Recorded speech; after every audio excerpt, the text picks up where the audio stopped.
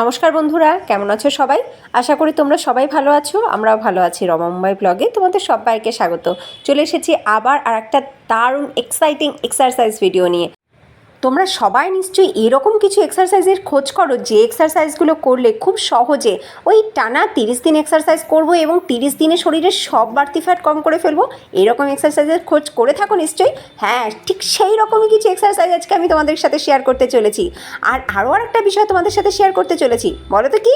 হ্যাঁ, তোমাদের অনেকেরই, বিশেষ করে আমাদের প্রত্যেকটা মেয়েদের মাথাতেই একটা প্রশ্ন চলে, আচ্ছা পিরিয়ড চলাকালীন কি এক্সারসাইজ করা যায়?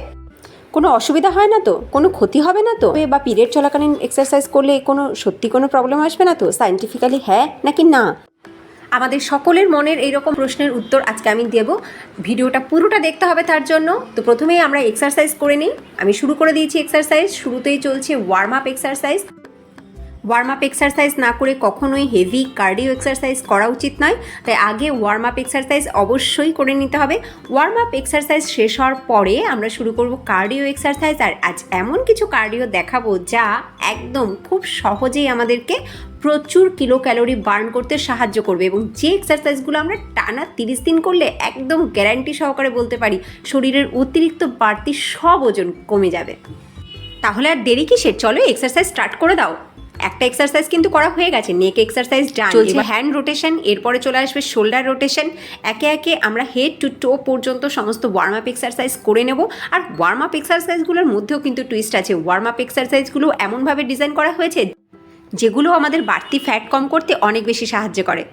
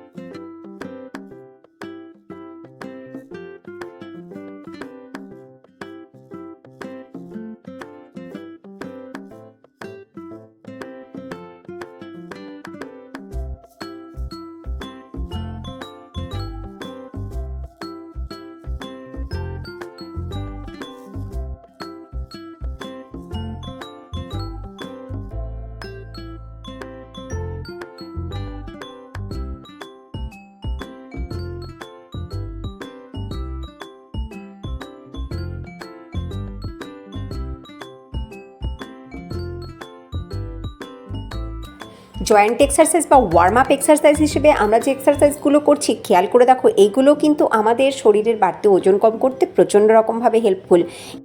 এখন করছি সাইড বেন্ডিং, এর আগে আমরা করেছিলাম সাইড স্ট্রেচিং। এই সবগুলোই কিন্তু আমাদের সাইড বেলি ফ্যাট কম করতে ভীষণভাবে হেল্পফুল।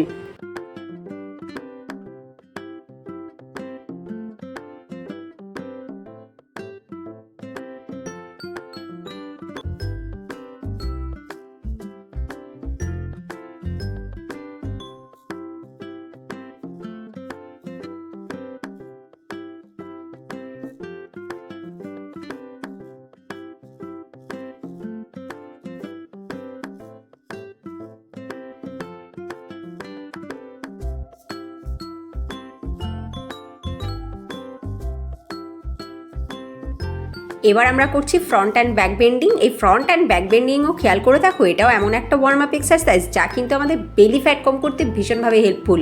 আমি এখানে সবকটাই করেছি 10 টাইমস করে। তোমরা কিন্তু প্রত্যেকে 10 to 15 টাইমস করে প্রত্যেকটা করবে এবং ডেইলি প্র্যাকটিস করো।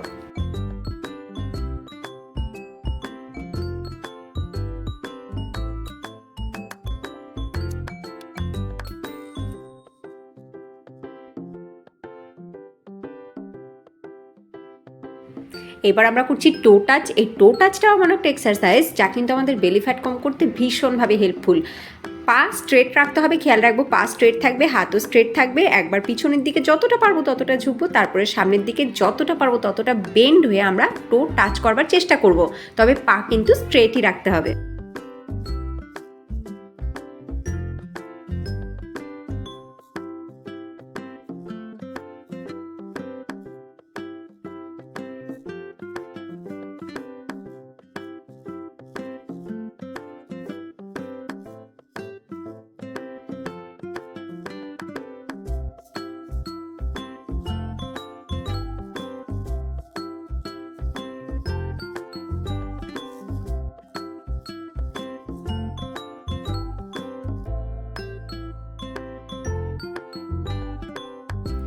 এবার আমরা করছি সাইড টুইস্ট। সাইড টুইস্ট আমরা দুরকমভাবে করব। প্রথমবারে করব হাত মুঠো করে, তারপরে করব হাত খুলে, হাত স্ট্রেট রেখে সামনের দিকে। এই দুটো সাইড টুইস্টই আমরা কিন্তু করব 15 to 20 টাইমস। আর এই সাইড টুইস্ট এমন একটা এক্সারসাইজ যা কিন্তু আমাদের বেলি ফ্যাট কম করতে ভীষণভাবে হেল্পফুল।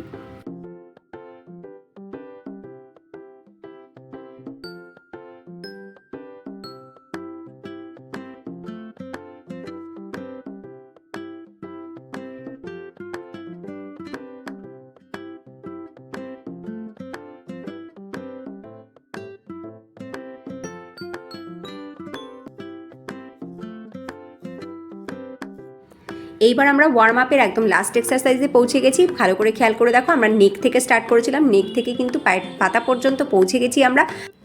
লেগ এক্সারসাইজ করেই আমরা আমাদের ওয়ার্ম আপ এক্সারসাইজটাকে শেষ করব, তারপরেই আমরা চলে যাব কার্ডিও এক্সারসাইজের মধ্যে।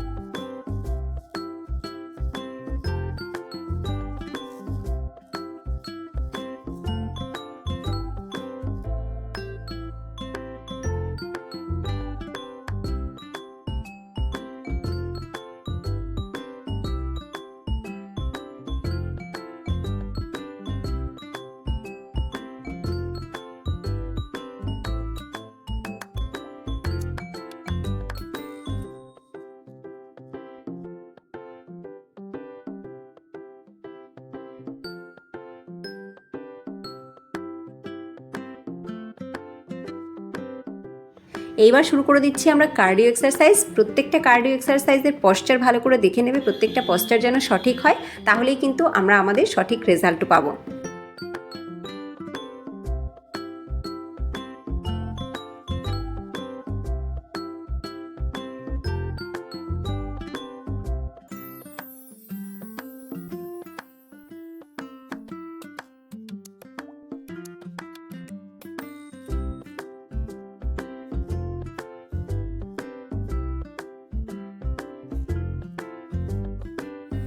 যতগুলো কার্ডিও এক্সারসাইজের পশ্চার দেখাচ্ছি সবগুলো কিন্তু 15 to 20 টাইমস করে করতে হবে।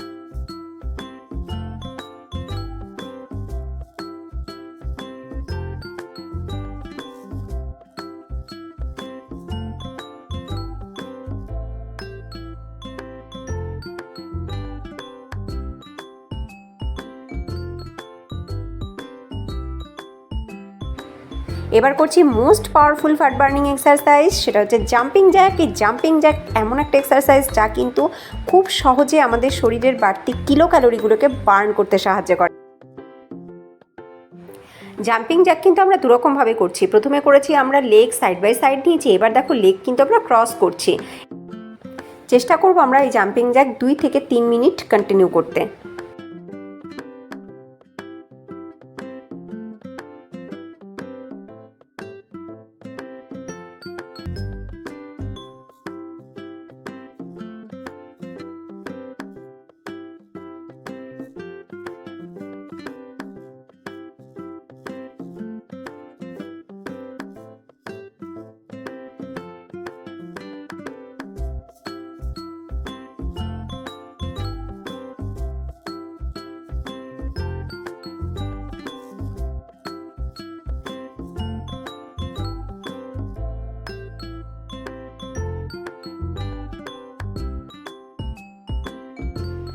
এইবার কার্ডিও লাস্ট এক্সারসাইজ কি করছি আমরা, পা দুটোকে ক্রস করেছি, হাত জয়েন্ট করেছি। এবার আমরা হাত তুলব না, হাত হাঁটুর উপরেই থাকবে।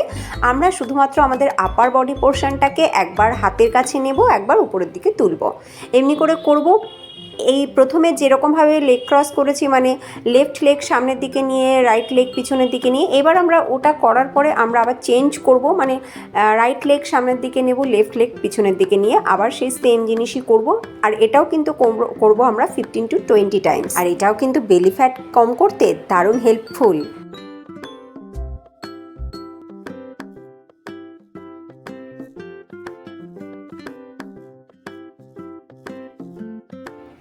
এইবার আমরা কার্ডিও এক্সারসাইজ শেষ করতে চলেছি। তো কার্ডিও এক্সারসাইজ কী করে শেষ করব সেটাও কিন্তু একটা কুল ডাউন প্রসেস আছে। এই হচ্ছে সেই কুল ডাউন প্রসেস। আমরা পায়ে গ্যাপ রেখেছি, পা স্ট্রেটই থাকবে, হাঁটু কোনোভাবে ভাঁজ হবে না। আর হাত দুটোকে আমরা কি করছি, খুব রিল্যাক্স মোডে আমরা একবার নিচের দিকে ফেলছি, একবার উপরের দিকে তুলছি।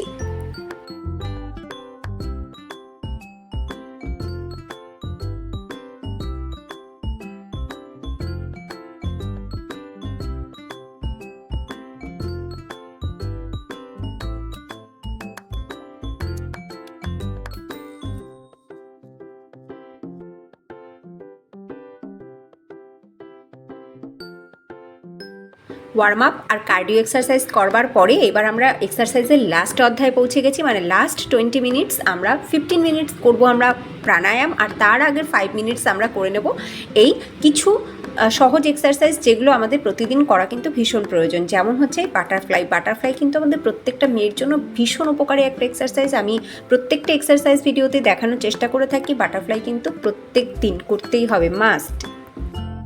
2 থেকে 3 মিনিট আমরা বাটারফ্লাই কন্টিনিউ করব।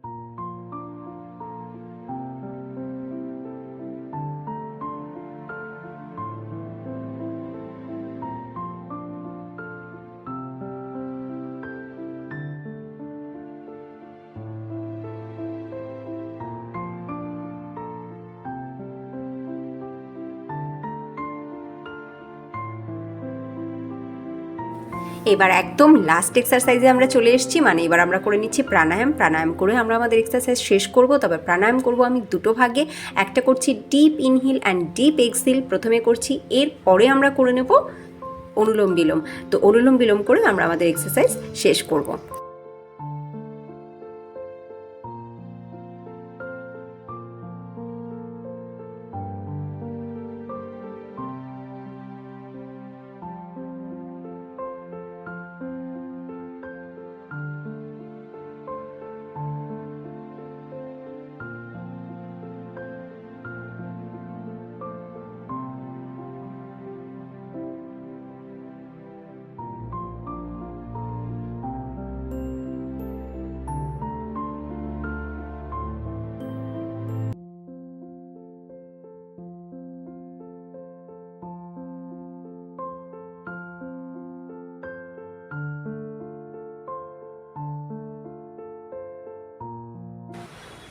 আজকের মর্নিং ওয়ার্কআউট ডান।